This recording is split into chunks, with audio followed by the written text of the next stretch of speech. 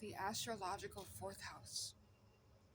After the mind has begun to process its immediate environment in the third house, the astrological journey turns inward, downward, and backward to the most private and foundational realm of the chart, the fourth house. Sitting at the very bottom of the natal chart at the Imum Coeli, or IC, or bottom of the sky, this house represents our deepest roots. It is the astrological equivalent of the foundation of a home, the private cellar where we store our most cherished memories and inherited patterns. The fourth house is the domain of family, ancestry, home, and the inner self, the emotional core from which all else grows. The most literal interpretation of the fourth house is as the house of home and family. This refers not just to the physical structure of a home, but to the emotional environment and atmosphere within it.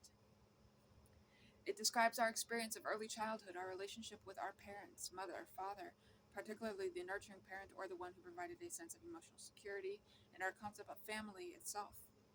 This house governs our private life, our need for a safe haven, and the place where we can retreat from the world to be our most authentic, unguarded selves.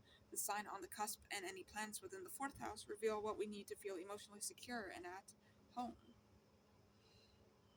Delving deeper, the fourth house is the repository of our heritage, ancestry, and genetic inheritance.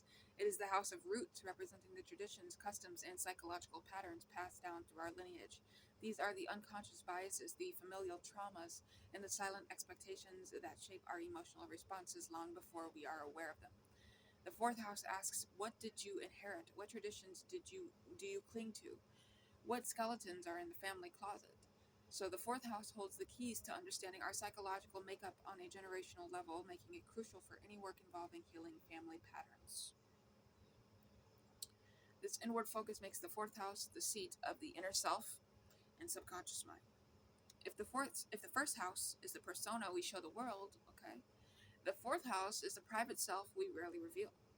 It is the basement of the psyche where we store forgotten memories, deeply ingrained habits, and our most fundamental needs for safety and nurturing. Planets placed in the fourth house often operate on a subconscious level, influencing us in ways we may not readily understand until we deliberately clean the basement through introspection and therapy. So, the relationship between the fourth house and its opposite, which would be the 10th house. So, the medium coli, or MC, creates the fundamental axis of identity. The fourth house is the roots. It is private, hidden, foundational, and represents where we come from. The 10th house, okay, that's the career and public reputation. It's very public, visible, aspirational, and represents what we achieve in the world. One cannot build a stable public life, the 10th house, without a solid, supportive, private foundation, the fourth house.